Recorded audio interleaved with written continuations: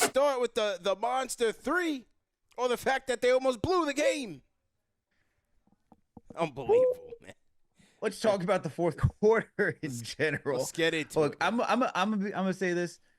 What a sequence by Brunson and Bridges. You drill a game-winning shot, and then you get Bridges with a game-winning block.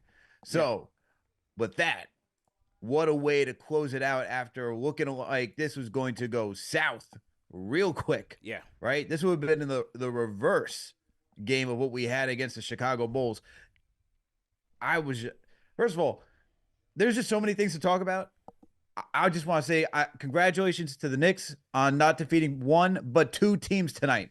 They defeated two teams tonight, CP. Yeah. Both teams were in black and white, and that's right. I'm talking about the refs and the Brooklyn Nets. But regardless, good performances by Brunson and Bridges tonight. Yeah.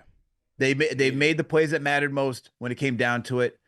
As you said, it wasn't pretty, but it was gritty. Yeah. But hey, man, all I know is that I feel gross after watching that game. I'm telling you, man, because, Knicks came into the fourth quarter. They had an 18-point lead coming into the fourth. But within the first 2 minutes, Brooklyn was able to cut it down in 13, and they just kept chipping away, man. They just kept chipping away. And, this Knicks defense kind of fell apart at the seams, man. Obviously Cam Thomas set a tone for the Nets tonight, and you figure the Nets guards would kind of have their way, and unfortunately they did. But things did kind of turn when the Knicks lost OG Anunoby late in the fourth quarter with about just before crunch time hit. They lose OG Anunoby on an overturned coach's challenge. 6 minutes to go. Knicks have an 8-point lead. The overturned challenge goes against OG Anunoby, who picks up his fourth foul, so he would leave. And after that, the Nets continue to pour it on. And then you get, ultimately, the Schroeder. Of course, he was going to have the last laugh, or at least try to. You get the Schroeder teardrop, essentially. And then the Brunson 3, man. Unbelievable.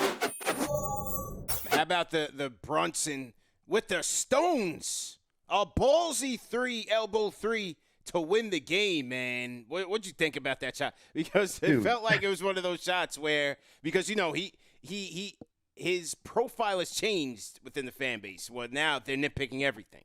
Yep. So if he misses a spot, if he misses a shot, they're going to kill him. He made the shot, and I thought it was a ballsy shot, man. It was a ballsy shot. Absolutely, man. But, is it that ballsy for him, though? Like, no, not for him. Like, for me, that's what I'm saying. I'm good with it. Yeah. But, a lot of the fan base, they're very nitpicky with him now. So I thought it was an interesting choice there because, if he missed it, it would have been a different story. But obviously, we love that he made it. Look, this is the same guy who, you designated Captain Clutch, who we've seen hit clutch shot after clutch shot after clutch shot after clutch shot for the past 2 seasons. We're going to year 3 now with Brunson here.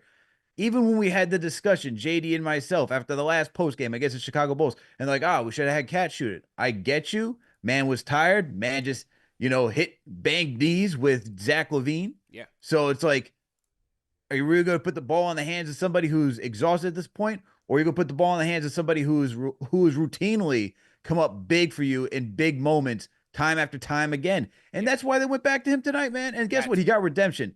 That shot should have fell against Chicago. It didn't. He got redemption tonight, winning against the Brooklyn Nets. Yeah. And that's how I'm looking at it as. And for Tibs to say, you know what? You didn't get it last time. I believe in you to get it this time. And you saw how he was making sure he wound the clock down enough. So that way it didn't give too much time to the Nets to go back, set up, go score. You then see, You then see Schroeder has to go rush down the court, try to make a layup.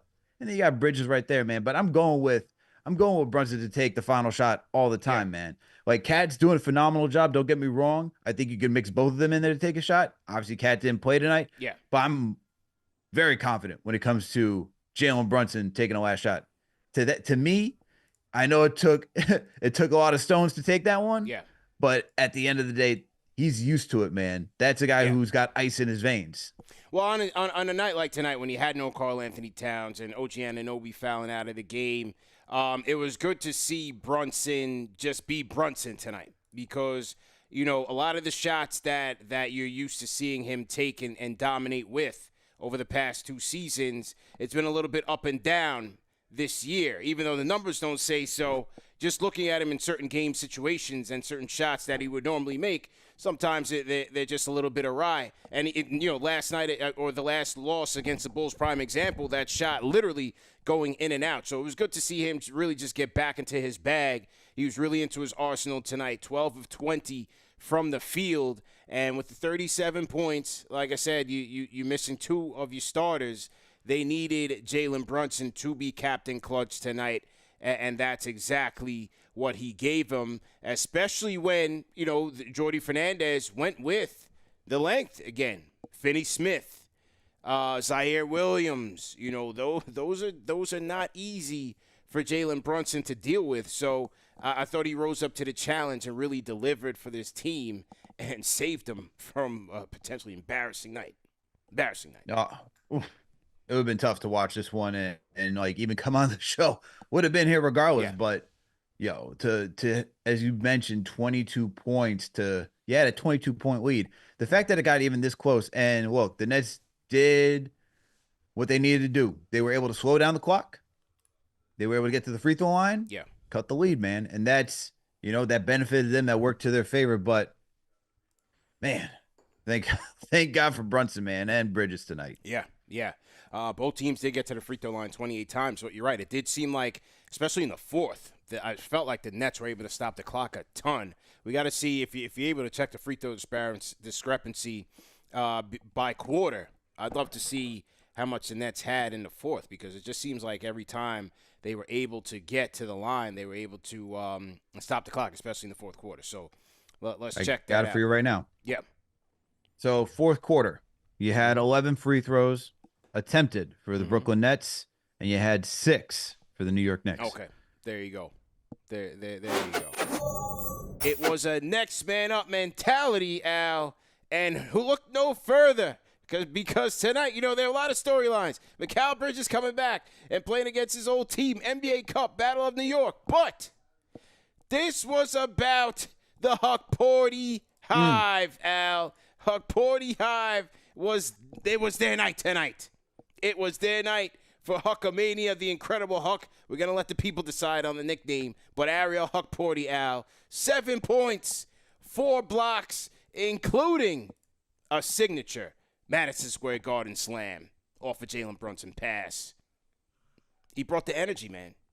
Dude, he brought the energy. He brought it. And look, and Tibs allowed him to play most of the game tonight. He's earning that trust. And wow, the one that really impressed me, like the one play that sticks out. I mean, there's actually multiple, but the one that sticks out is when he's working the pick and roll with Brunson. Brunson finds him cutting down the middle of the lane. He stops, sees a cutting Bridges coming from the left corner baseline. Bridges gets an easy, I forget if it was a dunk or a layup, but it's like, that's the stuff that you want to see, man. The passing from him, defense, he's activated. His hands are activated. He's moving his feet. He's boxing out. He's competing. He's not afraid of the contact. He's getting his dunks. Yeah. Man, this is a guy who is trying to earn some minutes and get that backup center position right now, man. And honestly, from tonight's game, I know it's against the Brooklyn Nets, but when you're looking for some life, when you're looking for a rim protector, when you're looking for somebody to man your defense, he's giving you that right now. And so I just don't know how. And we saw this before. We saw him do well in previous games prior to this. And then he's just like glued to the bench. And I'm like, I don't know how you can glue this guy to the bench anymore. He's showing you, even in these limited minutes, that he needs to be out there. So he needs to be out there, CP. I just don't, like, at this point, you can't really, it's between him and Jericho Sims. I get it, but it's like, I don't know. The eye test is telling me I'm getting more out of Hukporti than Jericho Sims. Yeah, and even tonight, Sims I thought was decent. I didn't think Sims was horrible tonight, but you're getting more out of Hukporti. No, you're getting way more energy out of Hukporti on both ends of the floor, man. He just runs the floor a lot better. He plays smarter. He plays with more tenacity. It's not that Sims doesn't play hard. Sims plays hard most of the time. He just doesn't play smart a lot of the time. And like you said, Sims did his job tonight. He went in, he collected a lot of rebounds. But with Hukporti, he's just a lot more ready to be involved in the offense, and he's not afraid one of the things with Sims is his timid nature really shines through.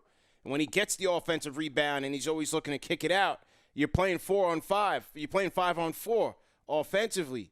So, with Hukporti, at least he's looking at the basket.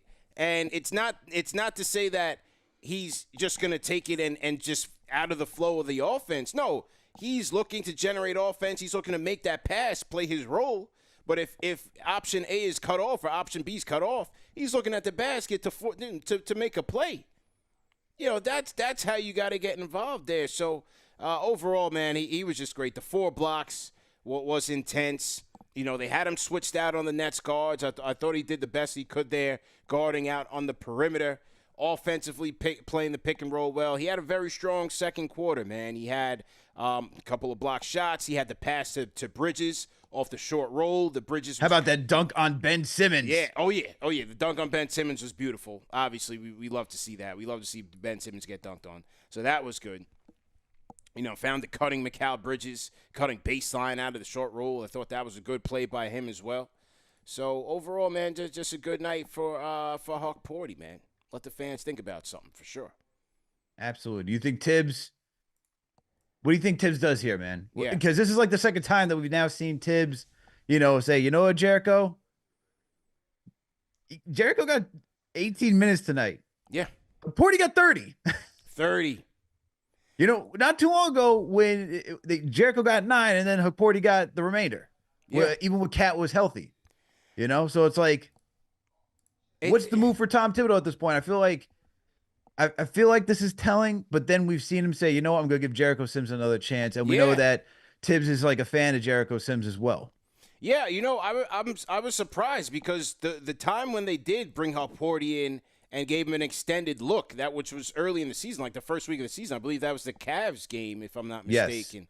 Yes. I thought that was it. I thought you were looking at your next backup 5. And, after the game, Tibbs said to the media, he said, we're just going to give him a look.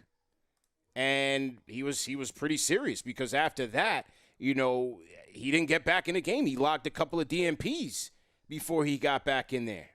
And then obviously for the